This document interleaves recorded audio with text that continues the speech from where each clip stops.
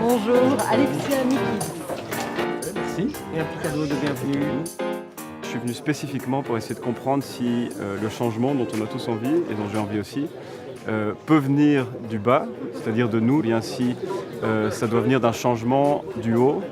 Et par ça, je veux dire la structure qui nous dirige et qui coordonne l'action des groupes et de la population. Ce que j'attends ici, c'est avec l'échange des gens, c'est vraiment maintenant d'arriver à des solutions plus concrètes. Et pour ça, il faut échanger les idées. Et en fait, ce qu'on espère vraiment, c'est que quelque part, il y a un engagement de votre part samedi, en partant, une petite chose que vous puissiez changer pour vous, pour vos familles, pour votre organisation. Beaucoup de gens réalisent qu'il faut effectivement, sur le fond, changer beaucoup de modes opératoires, changer de système d'exploitation.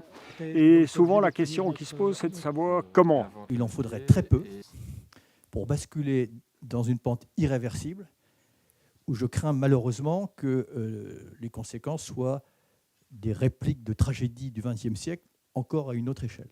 Je pense que à ce moment particulier de l'histoire du monde, de nos sociétés, la chose la plus importante, c'est une vision, une intelligence et une volonté collective. Si on arrive à créer cette volonté, cette intelligence collective, mais alors, franchement, tous les espoirs nous sont permis. Il ne suffira pas de remplacer une technologie par une autre, changer de couleur de la croissance. C'est simplement, il faut que collectivement, on décide où on peut aller, où on veut aller et comment y aller.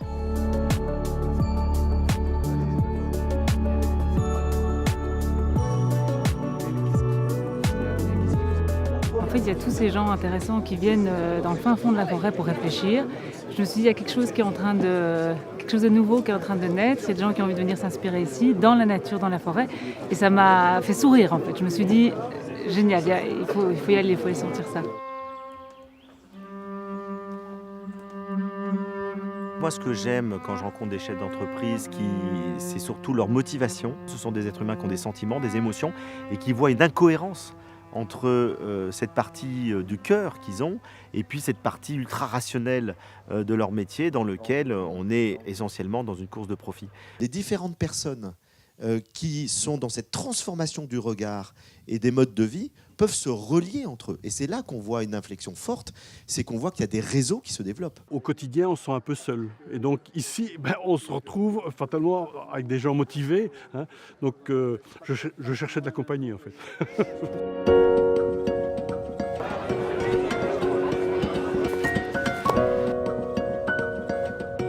Alors ce qu'on propose, c'est une cuisine qui est saine pour l'esprit et pour le corps, mais qui est saine pour la planète aussi. Et donc on travaille en circuit court, presque en circuit fermé finalement avec notre propre ferme. On a inversé les proportions en fait. Là où dans un restaurant, on va dire classique, on est sur 2 tiers de protéines animales et 1 tiers de légumes ou de protéines végétales. Ici on a inversé, on est plutôt sur 2 tiers de légumes, on essaie de rendre le légume sexy et appétissant. Je pense fermement que les organisations, les entreprises peuvent être des leviers de transformation. Et quand un leader est plus résilient, plus connecté à lui-même, quand il est plus conscient de toutes les ressources qu'il peut mobiliser, le corps, le cœur, le mental et l'esprit, eh bien il est bien mieux équipé pour porter son message et impacter positivement l'ensemble de ses équipes, accélérer ainsi la transformation. La position que vous occupez, vous prononcez des mots qui ne sont pas habituels dans cette position-là, vous menez une révolution. Si on doit tous écrire sur notre feuille, la croissance infinie dans un monde fini est-elle possible indéfiniment? Ça fait 50 ans que tout le monde nous répète ça. La réponse est non, c'est pas possible. Pascal Canfin a dit « Si la planète était une entreprise, elle serait en faillite ». Le risque avec le genre de participants ici, c'est de partir un petit peu entre nous dans une grande utopie. On se dit « Mais c'est tellement logique de faire comme ça, c'est tellement mieux d'avoir du respect, c'est tellement mieux d'être sobre que c'est une évidence que ça va fonctionner comme ça. » Mais ce n'est pas du tout une évidence pour ceux qui ne sont pas ici. Hein. Il y a quand même quelques milliards de personnes qui ne sont pas là et pour qui la vie, c'est très différent. Il y a un gros défi qui est celui de réconcilier l'utopie qui est magnifique avec la réalité qui est parfois beaucoup moins belle, pour arriver à un résultat qui est différent de celui d'aujourd'hui, parce qu'aujourd'hui, on est en train de se planter. Que ce soit pour le recyclage des organiques issus de l'agroalimentaire. Est-ce que tu peux gérer la boîte avec une vraie croissance qualitative ? et voir comment effectivement en tant qu'entreprise on peut impacter beaucoup plus fortement notre environnement. On a essayé de limiter vraiment notre empreinte écologique de cet événement via différents moyens. Donc, voilà, il y a ce groupe électrogène solaire derrière nous et qui alimente tout le campement. On a des savons qui sont bio, naturels, qui peuvent aller dans le sol et qui servent de shampoing et de savon.